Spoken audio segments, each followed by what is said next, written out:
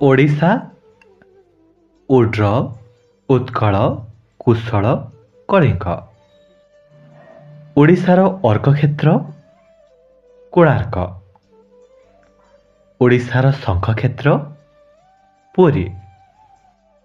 ଓଡ଼ିଶାର କାଶୀ ଭୁବନେଶ୍ୱର। ଓଡ଼ିଶାର କୈଳାସ କପିଳାସ ପର୍ବତ ଢେଙ୍କାନାଳ। ଓଡ଼ିଶାର ଗଙ୍ଗା ମହାନଦୀ। ଓଡ଼ିଶାର କାଶ୍ମୀର ଦାରିଙ୍ଗବାଡ଼ି। ଓଡ଼ିଶାର ତୁଳସୀ କ୍ଷେତ୍ର କେନ୍ଦ୍ରାପଡ଼ା। ଓଡ଼ିଶାର ବାଣୀକ୍ଷେତ୍ର ଝଙ୍କଡ଼ ମା ସାରଳା ପୀଠ। ଓଡ଼ିଶାର ବିଭୂତି କ୍ଷେତ୍ର ଗୋରେଖନାଥ। ଓଡ଼ିଶାର ସ୍ୱର୍ଣ୍ଣକ୍ଷେତ୍ର ମାହାଙ୍ଗା। ଓଡ଼ିଶାର ବିହଙ୍ଗ ବିହାର ଚିଲିକା।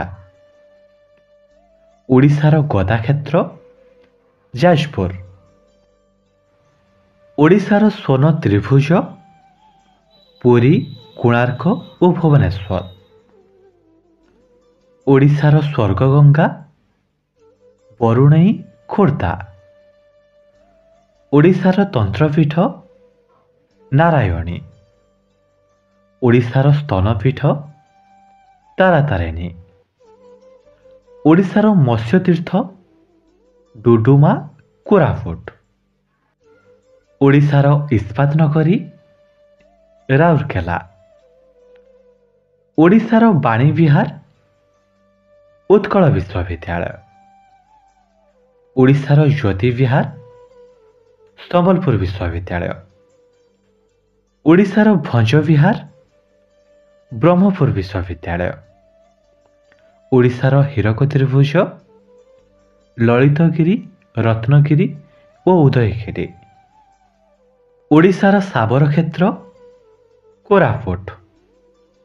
ଓଡ଼ିଶାର ମଣିକ୍ଷେତ୍ର ଆରଡ଼ି, ଆଖଣ୍ଡମଣି।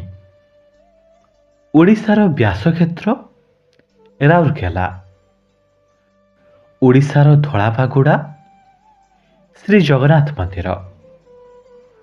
ଓଡ଼ିଶାର ଶାନ୍ତିପାଗୁଡ଼ା ଶାନ୍ତିସ୍ତୂପ ଧଉଳି। ଓଡ଼ିଶାର କଳାପାଗୁଡ଼ା କୋଣାର୍କ ସୂର୍ଯ୍ୟ ମନ୍ଦିର। ଓଡ଼ିଶାର ମନ୍ଦିରମାଳିନୀ ସହର ଭୁବନେଶ୍ୱର। ଆଶା କରୁଛି ଆମେ ଆଲୋଚନା କରିଥିବା 25ରୁ ଉର୍ଦ୍ଧ୍ୱ ପ୍ରଶ୍ନ ଆପଣଙ୍କୁ ଉପଯୋଗୀ ଲାଗିଥିବ। ଯଦି ଭିଡ଼ିଓ ଭଲ ଲାଗିଛି ଭିଡ଼ିଓକୁ ଲାଇକ୍ କରିବା ସହିତ ପ୍ରତ୍ୟେକ ଦିନ ସକାଳ 7:30ରେ ଏମିତି ଜିକେ ଭିଡ଼ିଓ ଦେଖିବା ପାଇଁ ଆପଣଙ୍କ ଚ୍ୟାନେଲ ଜେନେରାଲ ନଲେଜ ଓଡ଼ିଆକୁ ସବସ୍କ୍ରାଇବ୍ କରିପାରନ୍ତି।